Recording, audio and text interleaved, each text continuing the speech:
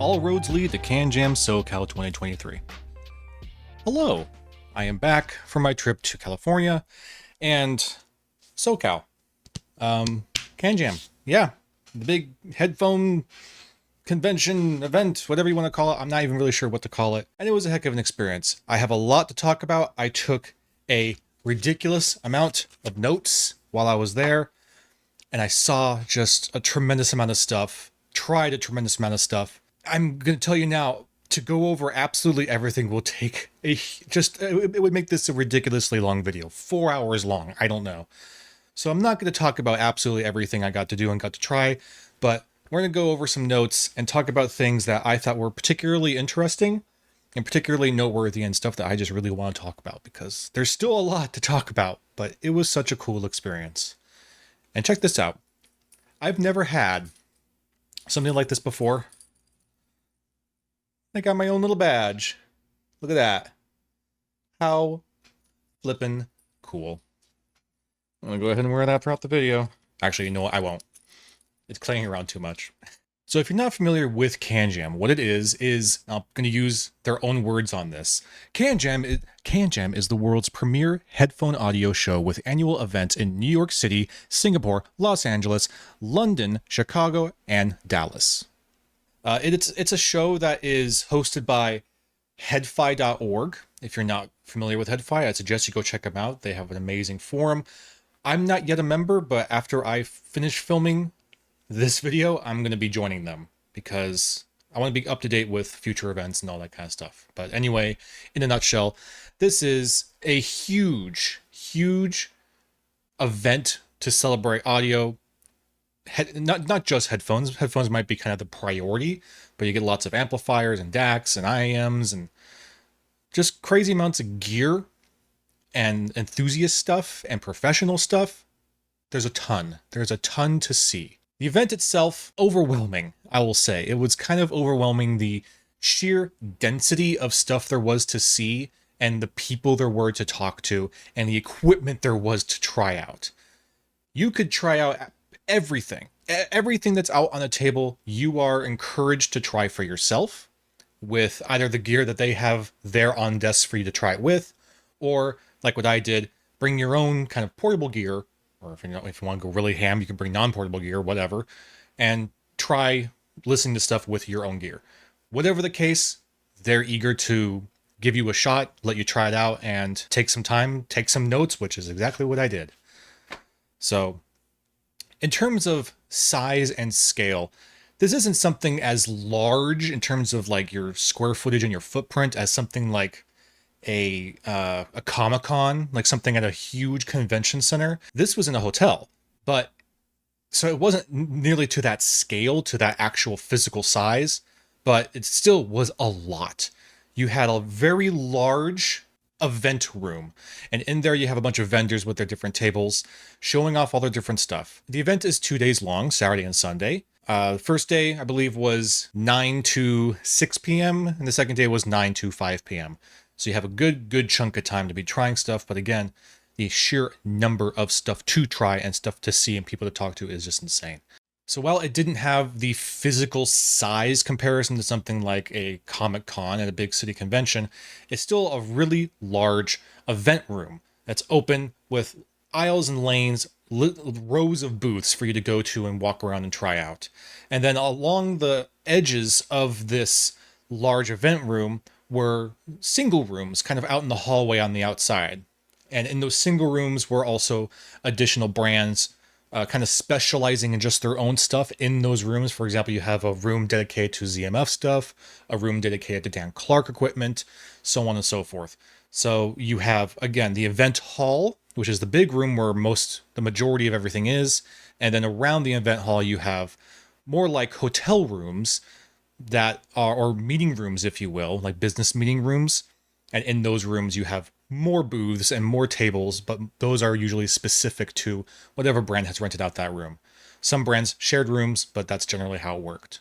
The most obvious and most notable thing you're going to see at CanJam is the equipment. Just a huge number of headphones, a huge number of IEMs and listening devices and amplifiers and Dacs and just an overwhelming amount of stuff. So much stuff that I don't know how someone could possibly go even to both days, to attend both days, and be able to actually get to try out absolutely everything at the show. There's just too much. I don't know how you could possibly do it. I sure could not. I couldn't try everything. So I had to kind of focus a little bit more on what I wanted to try. If you're going to go to a CanJam, you got to kind of go with a little bit of a plan. Do what I did. Make a list of things you really, really want to try out and focus yourself on trying those things out, because you're going to be pretty easily distracted with a whole bunch of other stuff you didn't even know was going to be there, or two, have never even heard about. And you're going to you're going to want to try it. So try to stay focused. And then besides all the sheer amount of gear you're going to see and be able to test out, there's also a huge number of people to meet. And even if you're not a particularly sociable person, I'm fairly introverted myself, it's really easy to talk to people there because immediately you have this connection of interest. Everyone there is there for audio and for headphones and that kind of thing. So you immediately have something to talk about. And in my experience being there, I had several people just approach me while I'm trying stuff out to just talk shop and talk about the stuff I'm listening to, tell me about what they have been listening to, whether they've really liked at the show, and that encourages me to go and try their stuff. So there's tons of people to meet, tons of networking, and every booth has someone there working at the booth that is a pretty big name representative of that particular brand. You know, you'll meet people not just who work for Dekoni, but who are active participants in the business and the manufacturing of Dekoni pads. You're going to see not just people who work for Sennheiser, but who are engineers at Sennheiser, who are professional engineering wizards at Sennheiser. I don't even know how to explain it. But the point is, you're going to meet so many people who are crazy, crazy smart, crazy, crazy knowledgeable, almost to an intimidating degree. It really humbles me to go to these things and hear these people talk and just be overwhelmed with the sheer amount of talent and knowledge that so many people have. Oh my goodness. And yes, you will even meet people that you might recognize. I met a lot of the guys from headphones.com. I met DMS. I even bumped into Zeos for a very, very brief moment. There's tons of people to meet. And if you're kind of trying to do something like what I'm doing here, making a channel about this stuff, it's a great, great place to network. I have a pile of business cards that thick from people I got to meet, and I'm going to be reaching out to here in the next couple of weeks. It's just awesome. It's awesome. It's so, again, overwhelming, but in a very satisfying way, in a very meaningful way. And it's that kind of overwhelming feeling of excitement. You feel so excited to be there and to be trying all this stuff and seeing the excitement of everyone else around you. It was incredible. So I'll talk a little bit about how I tested some stuff while I was there, because I think that's important. You don't have to bring your own gear. Like I said, the tables are going to have their own stuff, their own amplifiers, their own Dacs, their own whatever listening setups for you to try things.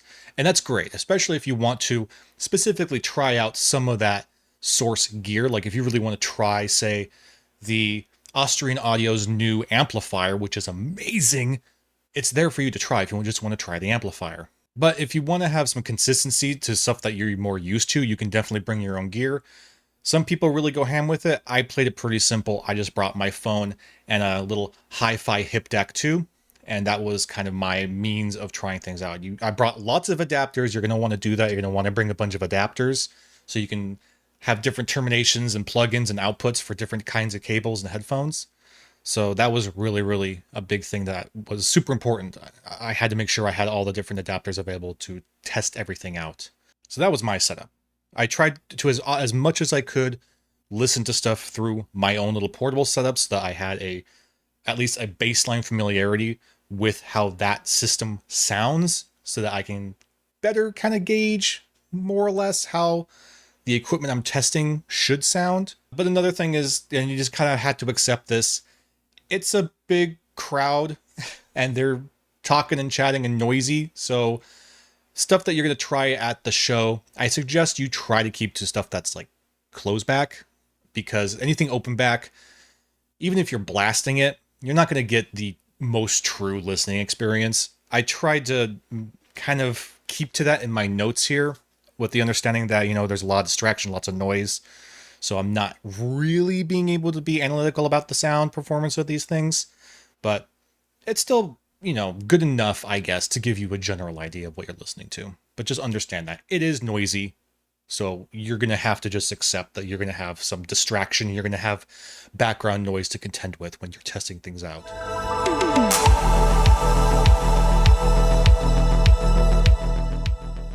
Before we really get into talking about these different headphones and how they sounded, keeping in mind that, you know, yeah, I'm going to be in a loud room, so sound performance is not going to be 100% accurate in terms of like how I'm able to interpret them, clearly, duh. But also, you're going to notice a trend here. The vast majority of everything at the show sounded amazing. I don't think I heard anything there at the show that comes to mind that I hated. Everything sounded really freaking good. And I don't know if it was just maybe the adrenaline of being there at the show that helped with that, or, you know, I try my best to listen to things on my own portable setup than having to rely on their crazy expensive setups. But I'm telling you, everything sounded really, really good.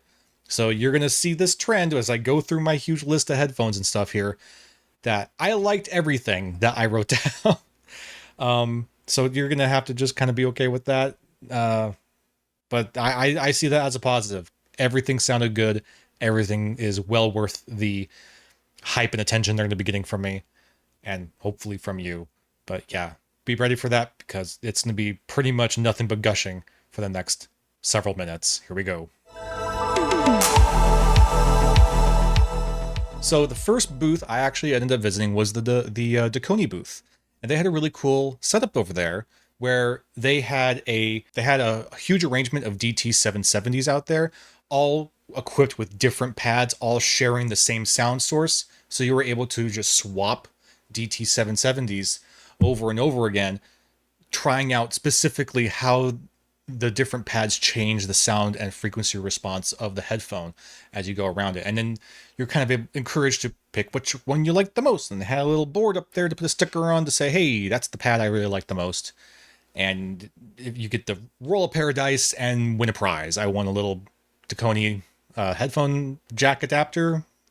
And it was just cool to actually have a chance to really try all the different pads and get a general idea, because obviously the pads will affect different headphones in different ways, but you do get a good general idea of what specific kinds of Dekoni pads specialize in and how they affect sound. So that was really, really cool. They also had the Dekoni Cobalts there, and I had not heard the Cobalts before, but I got to try them out there, and wouldn't you know it, bought myself a pair.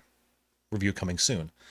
They're rad. They're super cool. I wasn't really expecting to ever really get the Cobalts, because I don't know, I just didn't think they were that different than, say, something like the R7DXs, but they are different, and I'm going to be giving them a full review here sometime soon, so keep an eye out for that. But yeah, Dekoni, good stuff, and the guys there were awesome and amazing.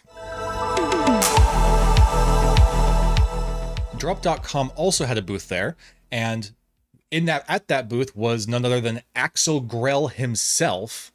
He's a legendary engineer that has been working with Sennheiser for a number of years and is responsible for some insane, very well-known and respected Sennheiser products. He was there, and he was showing off their new collaboration, the Drop Plus Grell headphone. I don't think they actually have a real name for it right now, but yeah, he's working with Drop right now to create a headphone, and that was really interesting. It was in pre-alpha.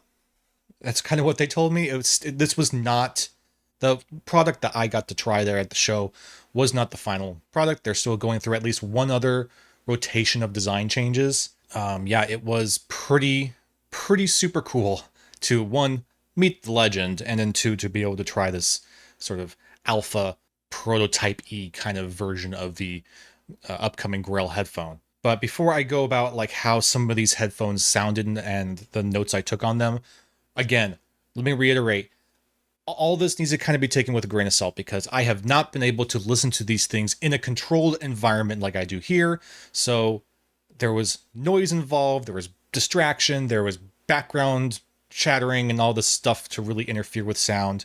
So keep that in mind, especially for the open back stuff, which the Grell was open back, by the way. But some notable features of the Grell, it had really, really solid imaging. It was pretty, like, very well isolated, very well separated. It was a pretty bright headphone. The high taps and the highs were really, really sharp, really, really poignant. Maybe even sometimes a little bit too bright, but really good highs and really good details in the highs. The low end was pretty well controlled. It wasn't super ridiculously punchy. And my notes here say that it was very even and natural. So a very even, natural sort of low end and baseline. Nothing overwhelming, nothing that really bleeded anywhere. So it was a good low end. It was open back, so it had some decent staging, some sound staging. It wasn't huge sounding, but it had a good amount of air and space to it. And just overall, it was really a pretty well balanced sounding headphone, albeit it leaned more on the bright end of things than it did on the warm end of things. So if you're fatiguing with the highs, you might want to keep that in mind. But it's a headphone I desperately want to be able to try here in this room with my gear, because I feel like there's a lot of potential with that headphone. And I want them to finish their revision, and I want to try it here without noise and distraction, because I feel like there was a lot going on of really cool, good stuff with that headphone. I like where it's going so far. The Yamaha Ortho Dynamic.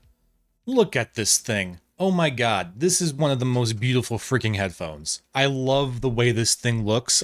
I've never really tried many Yamaha headphones before, but man, was this thing freaking badass. I love the aesthetic of it. I love the build of it. It was one of the best built headphones there at the show.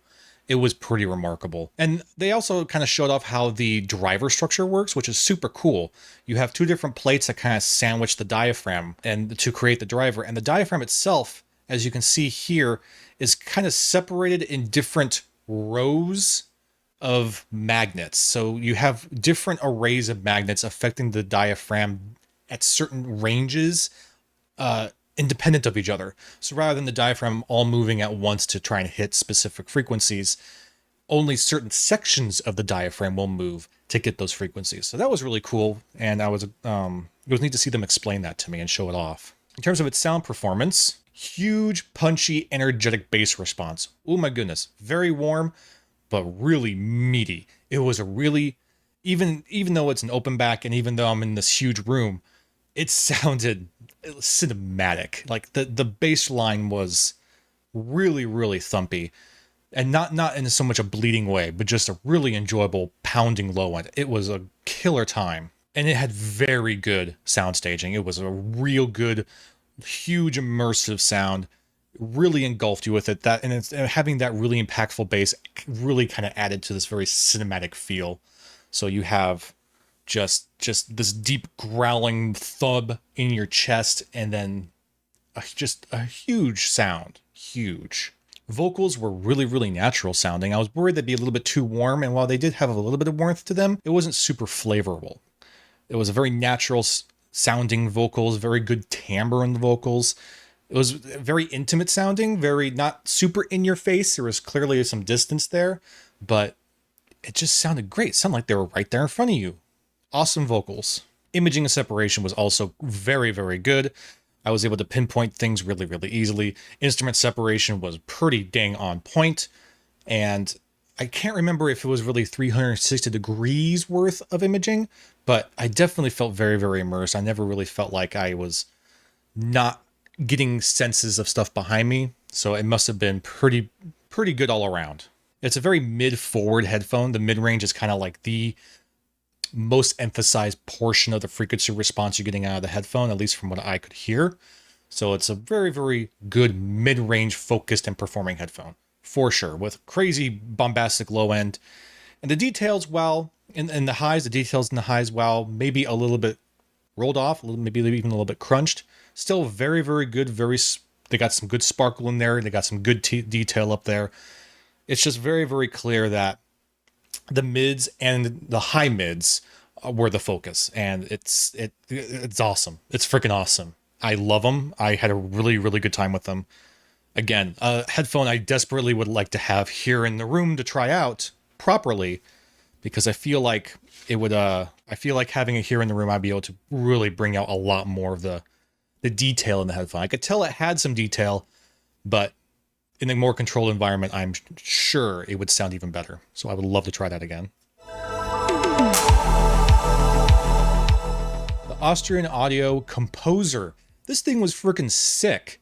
Wow, what a cool freaking headphone. They really over-engineered this thing. It is the way that it can move and adjust. You can have the cups themselves, rather than them being at a static shape, you can actually rotate the cups. Rather than having to move your headband or anything, you can rotate the position of the cups to varying degrees. It's just cool. It's just really cool. It's very like robot-like. It's very futuristic and neat. Really excellent build. It was super light and it just looked really rad. And all you could tell, they really thought a lot about the actual like engineering and construction of the build and the chassis and everything for the headphone. It's excellent. In terms of its sound performance, it had really excellent dynamics. So things were very dynamic, very differentiating, pretty dang fast. It was a fast little headphone. The highs could get really, really hot. Highs were getting really, really sharp. It never really got fatiguing for me, at least not in the loud listening environment I was in. These are, again, an open back headset, so keep that in mind. But yes, the highs were hitting high, and the details were nice. I don't think it ever got sibilant, but it did get a little hot sometimes. And the sub bass, not only was it able to hit sub bass, but the sub bass was powerful. Big, thwomping sub bass. It was, woof, a lot. And it was pretty enjoyable. Vocals were very, very forward, even more forward than with the Yamahas. They were a lot more intimate, and they were pretty well separated from the rest of the instruments. Vocals were kind of the focus of the headphone, I feel. They really went out of their way to draw your attention to the vocal range, and they sounded great. They were really natural sounding. They were really super crystal clear and just kind of right in your face, right forward in front of you. Very intimate, very, very good vocals.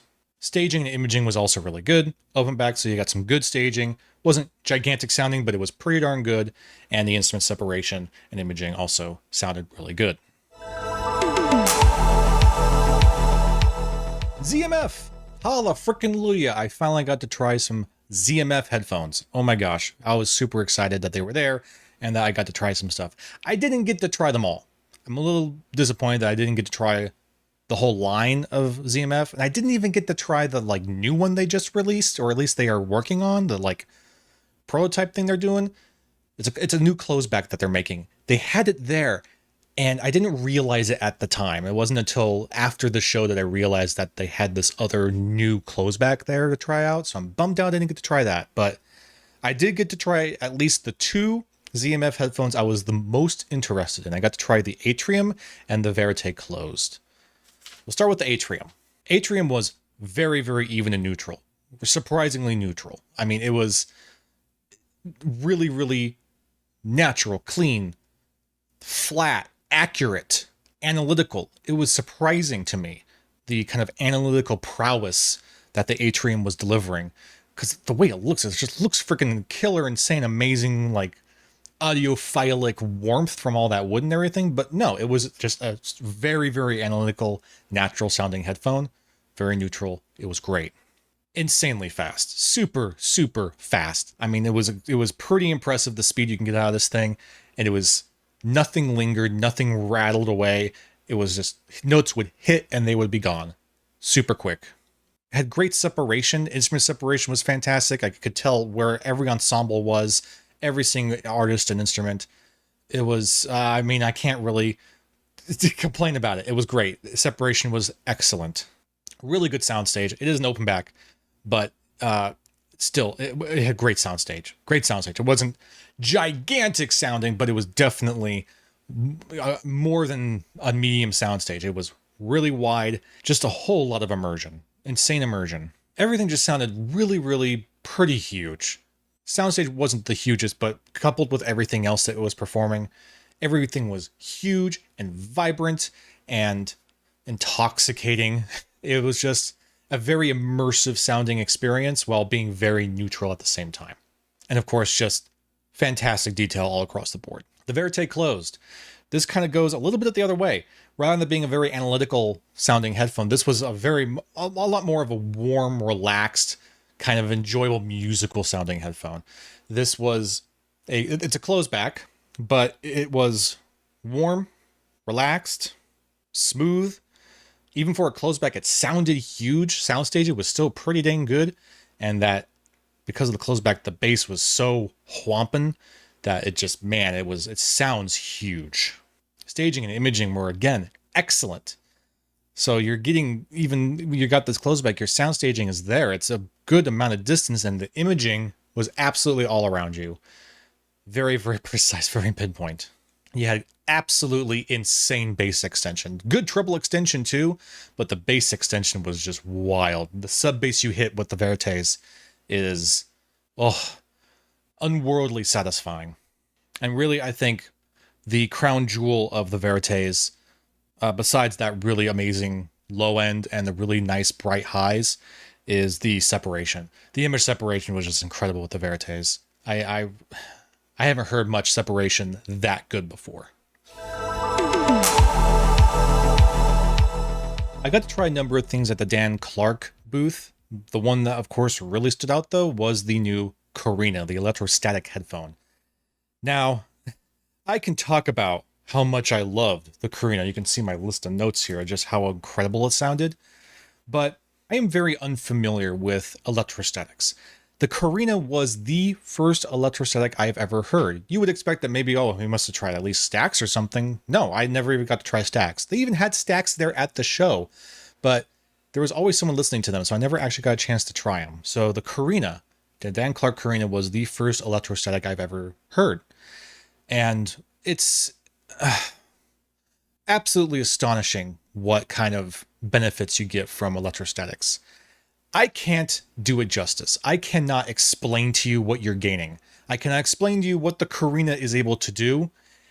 At least the best I could do is just word vomit all over it. So instead of that, I'm going to have someone who is a little bit more knowledgeable about it, who probably can explain it at least a little bit better than I could, and let them tell you what you can expect from the Corina. Sure. The Corina is our new electrostatic headphone. It was based on the design of the Voce headphone, but incorporated some of the technology from our Stealth and Expanse headphones called AMTS.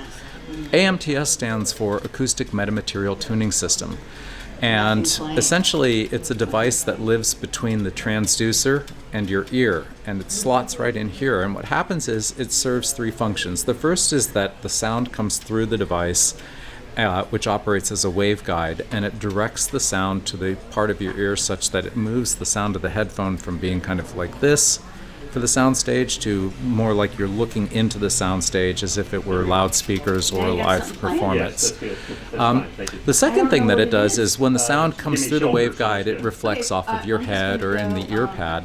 And those return waves can set up standing waves, and what it does is it absorbs the frequencies that are likely to set up the standing waves so that and the analogy would be for people who are used to home stereo where you have standing waves in the bass where like there's a lot of bass in the corners and maybe none in the middle of the room.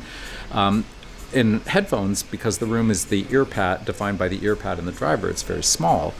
And so it's just less likely to set up, it sets up standing waves in the high frequencies instead of in the low.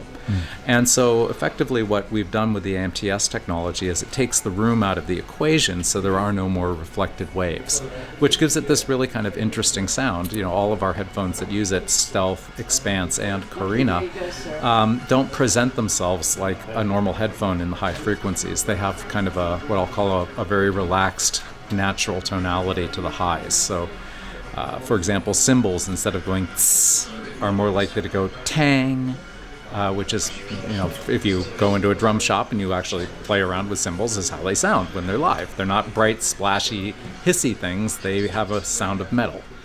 And then the final function that it has is diffusion. So when the sound is reflected off of your head or the ear pad and it returns, the surface of the device is irregular And that means that it will return reflected waves in kind of a randomized way, which again reduces the propensity to set up standing waves.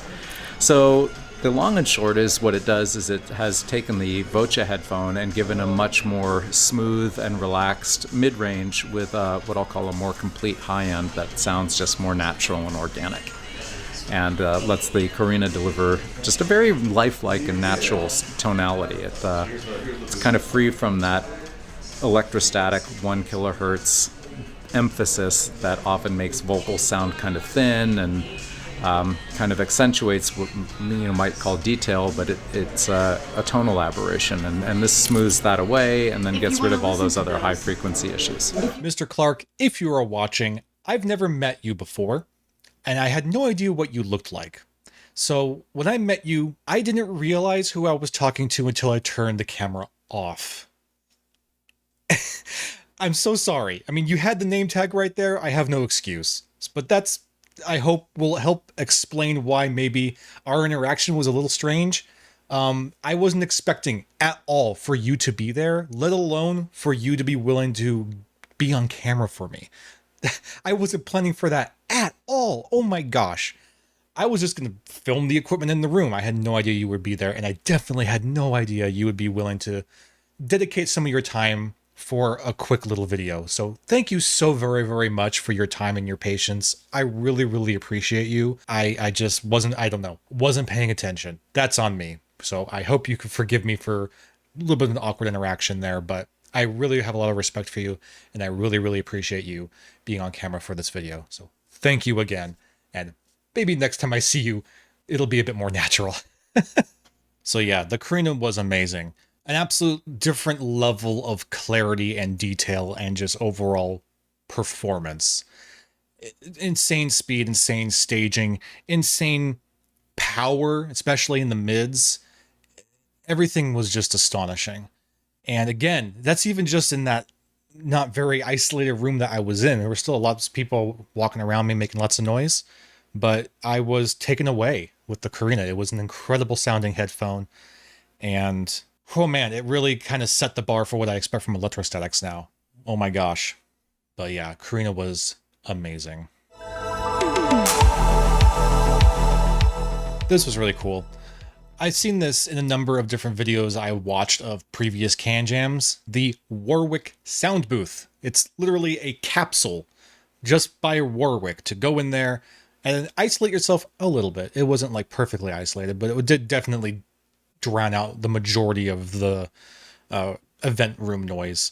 But you go in there and they had 2 different sets of the Bravura in there. They had the Bravura with their huge, gigantic sound system, and then they had the much smaller, more compact Bravura in there as well. The headphones, I believe, were the same, but it was the Energizer that was different, the power source. You had the small one and you had a very large one. Both of them sounded incredible. The large one, really not to be surprised about that, because it's I think he told me a $30,000 headphone system. Oh my God. But really what was even more impressive was the smaller system, the smaller Bravura system. He told me that was a $6,000 system. That's a huge difference. $30,000 to $6,000. And let me tell you, the difference in terms of sound quality was kind of negligible. So that $6,000 smaller system was incredible. It sounded amazing. Oh my gosh. And for such a lower price of entry, oh my goodness, they blew it out of the water with the smaller system. I really, really enjoyed it. Natural, smooth vocals, very good staging, superb staging even. I even highlighted here superb. Yeah, the imaging and not the imaging. The soundstage was just incredible, amazing. It was so huge sounding. It was massive. They were super crazy open. Imaging was, of course, great. No big surprise. It had a clean, natural sound, really good timbre. It was excellent, especially for vocals. It had a good natural bass. Wasn't overwhelming, no overly bombastic, but it was still able to have really good extension and hit down to really solid sub-bass territory. So excellent. Low end. It had very good, nice sparkle and detail in the highs. Mid-highs were also very well detailed, but I think that the actual high treble was really where you got the most of those really finite details and did an excellent job with that. Overall, though, very mid-forward sounding. Your mid-range and your vocals were kind of the most present in the sound signature, and they were crazy detailed, crazy clear, in your face, just real sounding and amazing. It was great. Abyss. Yeah, I finally got to hear some freaking Abyss headphones. Oh man, was this a freaking wild ride. I got to try out the new Abyss Diana MRs, the new pretty ones. Oh, lots to talk about here. Very, very cool stuff. They were very, very well controlled, leveled, even, natural, analytical sounding for sure. Just extremely neutral sounding. Vocals were very, very clean, very present, very forward, very clear, and totally flavorless. Super quick, very, very fast and snappy. Oh my goodness. Things would hit and be gone. And listening to stuff that's really, really high tempo, especially stuff that's really, really complex with lots of different layering, ooh, it nails it. Nails it. Excellent, excellent performance with complex levels and layers, and insanely fast. Soundstaging wasn't huge, but definitely pretty good. It wasn't massive, but a good middle of the range soundstage. Certainly more than enough to give you a good sense of distance and separation, and this spatial awareness feeling. Extremely detailed, very, very detailed all across the board. Absolutely nothing in the frequency range was muddy or overdone. And again, trying to listen to anything that's really, really complex with lots of layering and details, it handled it like a champ. I mean, nothing got muddied. Everything was crystal clear all across the board. Incredible detail. Imaging and separation was also very, very good. And when you pair that with that crazy detail, ooh, does the imaging sell. Everything was crystal clear. Diana MRs were just a very natural sounding headphone, very neutral sounding headphone, but being an extremely quick one, an extremely detailed one, and just natural, real sounding headphone. It was fantastic. They do have a couple of different pads you can swap out with. At least I believe when you buy them, you get 2 pads. I only tried them with the leather pads. I did not try them with the velour pads, I believe they come with. But they also come in different finishes. You have your carbon weave finish. You have your sable wood finish. You have a forged carbon finish. And then you also have a carbon weave vegan finish. So lots of options for the Diana MR. More options than I think I'm aware Diana has, that Abyss has had with their headphones in the past. So lots of customizability. Very, very cool. This was super cool. I got to try DMS's new Omega headphone, and not just an Omega headphone, but his own personal Omega headphone. I bumped into him right there on the floor, and he had it just sitting there on his neck, and he's like, here, try him out. And thank you so much, DMS, because that was super cool to try out those freaking Omegas. And I didn't take notes on the Omegas, but man, did they sound really freaking good.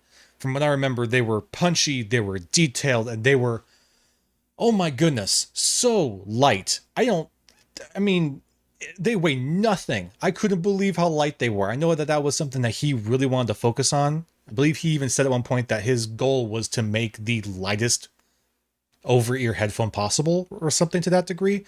Dude, he achieved it.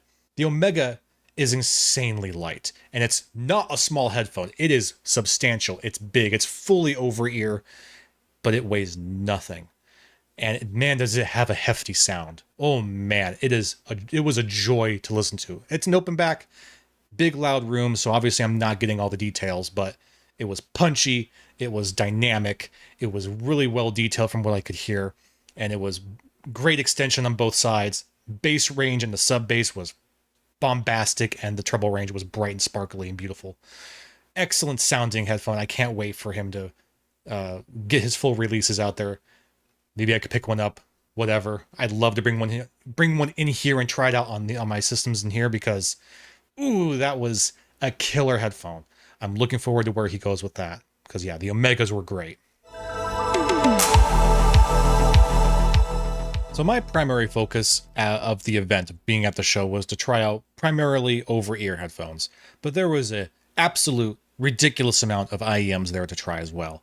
I didn't get to try very many IEMs. Again, my focus was over ears, but I did get to try some, and I'll talk a little bit about those because I did get to try, in particular, the new lineup from Campfire Audio.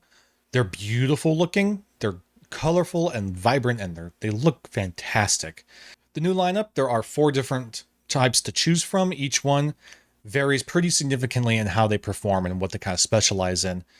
I won't go over all of them. I will instead just tell you which one of the 4 I highly recommend, and that would be the Supermoon. The Supermoon was by far the best bang for your buck in the arrangement. Of the 4, was it the best sounding one? Well, no. I'm pretty sure the much more expensive Bonneville sounded quite a bit, better, but the Supermoon was able to get pretty dang close to it for significantly less money. So let's talk about that Supermoon because that was really impressive. The low end was insane. Wow. Resonating, vibrating in your chest low end with extreme extension and crazy sub bass performance. It would hit low, it would hit hard. Locals were very, for the most part, natural, but you did get a little bit of warmth in there, but not really enough to colorize it too much.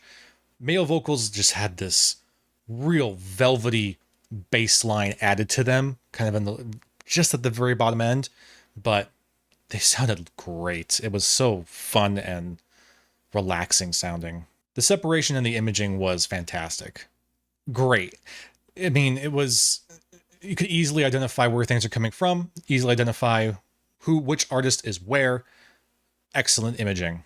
And then for being an in-ear, it still had pretty dang good soundstage. It wasn't huge sounding, but it had definitely enough. It gave you some air and some space in there, give you some distance, some sense of spatial awareness. Excellent sound staging for an in-ear, and coupling that with the imaging performance, ooh, incredible. It had really good details overall, but it was really the cleanliness while also impactfulness of the low end that really kind of made them stand out. Insanely good bass.